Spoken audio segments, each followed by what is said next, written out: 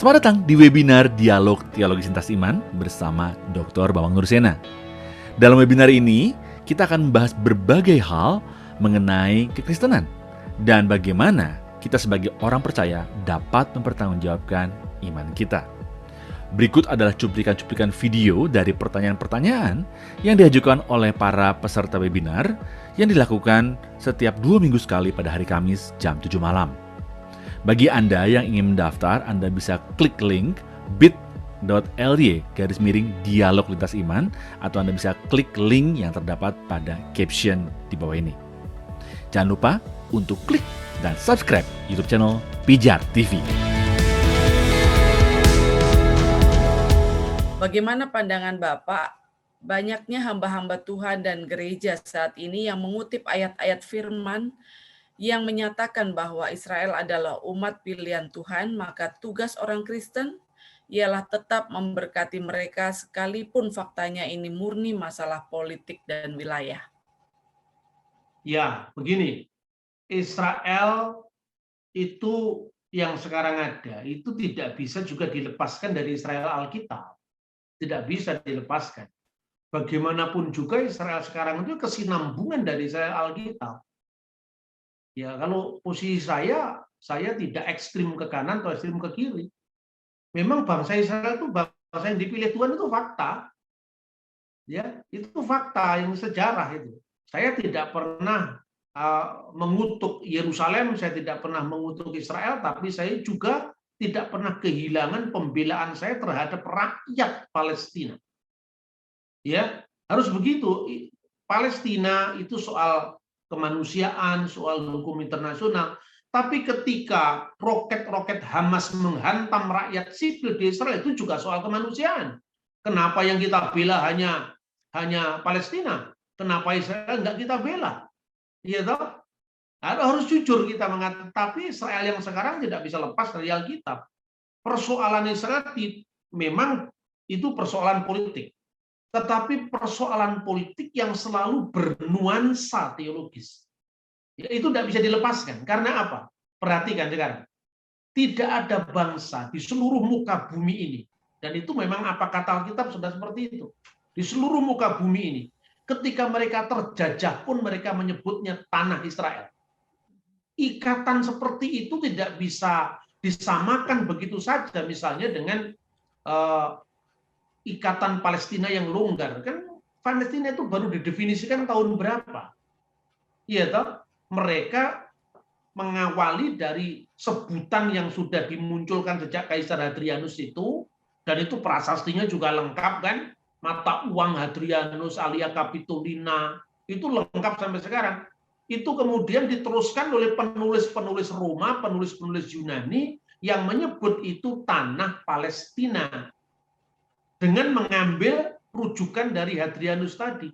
Tetapi bagi orang Israel, sekalipun mereka tidak punya kekuatan politik, tidak punya kekuatan apapun juga, di tengah-tengah diaspora mereka, setiap Paskah mereka mengatakan tahun depan ke Yerusalem.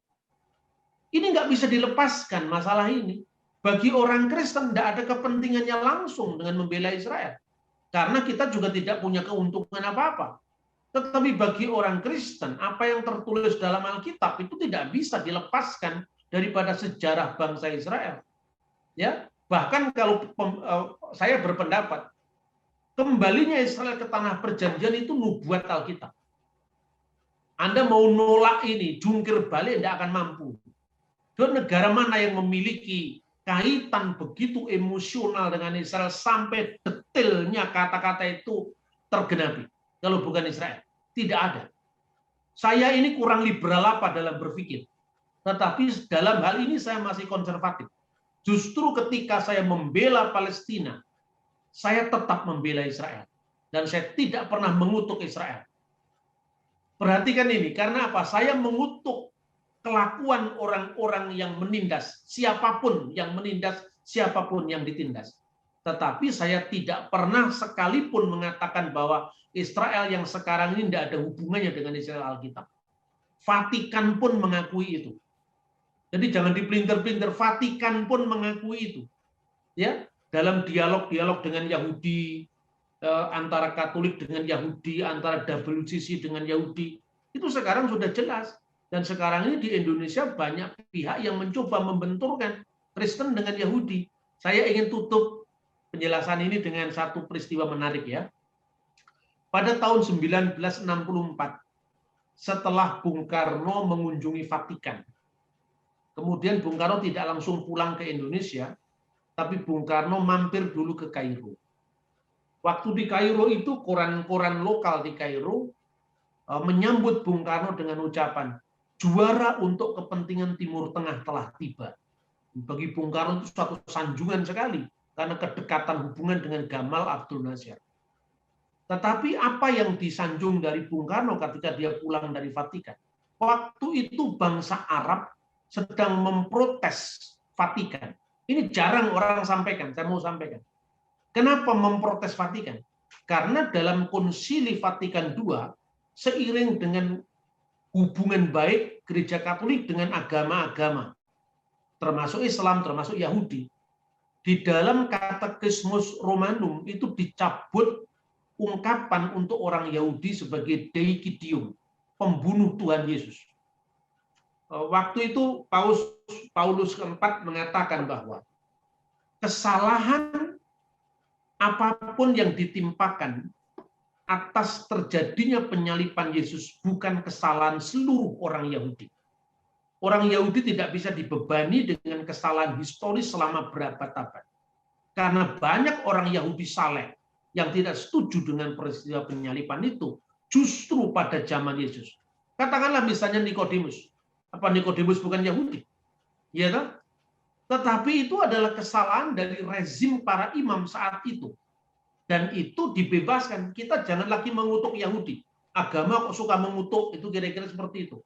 Bangsa Arab marah karena lagi tajam-tajamnya konflik sama Israel. Dia berharap Bung Karno bisa mempengaruhi supaya Vatikan mempertimbangkan lagi penolakannya. Ini menarik karena Islam sendiri tidak mengakui Yesus disalib. Apa urusannya dengan Vatikan kemudian membebaskan dari tuduhan Deicidium? Spirit Vatikan ini spirit yang tidak mengutuk agama lain, tidak mengutuk bangsa lain, tetapi menjalani keadilan berdasarkan porsinya masing-masing. Inilah sikap kita seharusnya sebagai seorang Kristiani. Dan saya kira itu, makanya sekarang kalau di dalam dunia medsos selalu mengatakan, Kristen kenapa harus membela Yahudi? Yang nyalib Yesus siapa? Kamu ngakui dulu Yesus disalib apa tidak? Katanya Yesus nggak disalib. Gara-gara Yahudi, kenapa kamu mengatakan Yesus disalib? Gitu loh kira-kira. Jadi kadang-kadang politik itu membutakan nalar kita untuk melihat kebenaran. Semoga itu tidak terjadi pada kita, dan agama tidak menjadi alat untuk kutuk mengutuk, ya, termasuk tidak mengutuk Israel, tapi mengutuk orang-orang jahat yang menindas yang lain. Kita mengutuk orang-orang Hamas yang melemparkan rudal-rudalnya dari Gaza kepada penduduk sipil. Ya coba kalau Israel tidak punya pertahanan yang baik, habis mereka. Tapi selalu pers ini condongnya kepada siapa? Oh, Israel telah membunuh orang, Israel telah membantai orang sedang sholat di Masjid Al-Aqsa. Saya ini mungkin ke Israel itu lebih dari 100 kali sampai hari ini, sejak tahun 90-an 5 itu. Tetapi pemandangan sehari-hari di di Masjidil Aqsa itu memang membutuhkan kontrol.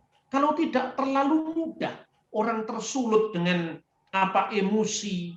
Lalu ada orang Yahudi misalnya lagi sembahyang di tembok ratapan, tiba-tiba diejek, diganggu, kan kemudian terjadi saling emosi. Itu sering terjadi pemandangan sehari-hari yang di lingkungan itu. Maka sebagai negara yang berdaulat dan dia memiliki kontrol atas tempat itu, ya otomatis harus ada penyekat, kemudian kalau masuk situ harus diperiksa. Sekarang mana yang tidak diperiksa? Anda masuk ke Candi Borobudur aja diperiksa kok.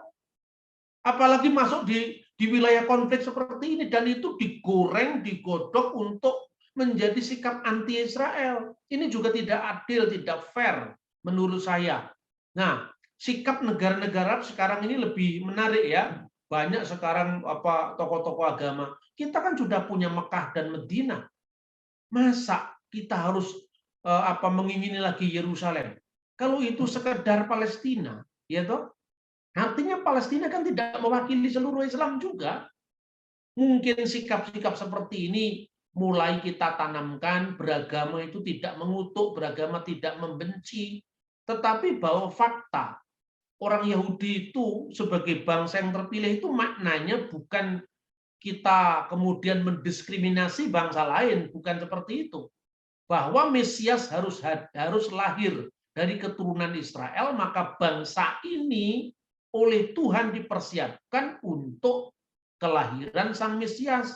Dan ini belum selesai, karena apa? Orang Yahudi kan menolak Yesus sebagai Mesias. Makanya definisi kemesiasan mereka sekarang jadi kacau, karena apa? Mau menolak, menganggap Mesias harus datang kembali. Sekarang Israel sudah berdiri tanpa dibantu oleh Mesias. Mau menerima Yesus kok akhirnya jadi Kristen, ini kan susah. Nah, dalam konteks seperti ini gereja harus menyapa Israel supaya Israelnya bertobat, kan begitu. Ya, kalau saya begitu, pandangan saya mungkin konservatif, tapi sekali lagi saya mencintai rakyat Palestina. Saya mencintai negari Palestina yang cinta damai. Ya, seperti itu kira-kira sikap kita. Jadi dua negara dalam koeksistensi damai itu harus dipertahankan. Tetapi jangan mimpi Yerusalem Timur harus menjadi ibu negara Palestina. Itu tidak masuk akal. Jadi saya kira kita harus punya keberanian untuk menyuarakan itu. Makanya sekarang ceramah saya banyak prasastinya supaya orang tidak berdebat soal ayat aja. Itu kan ayatmu, bukan ayatnya orang Hindu, bukan ayatnya orang Kristen, gitu loh kira-kira. Saya kira itu ya, terima kasih.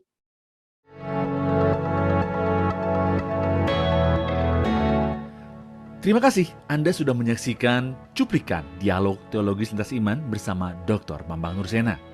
Jangan lupa segera daftarkan diri Anda dengan klik link bit.ly/dialog lintas iman, atau Anda bisa klik pada link yang ada di caption saat ini juga.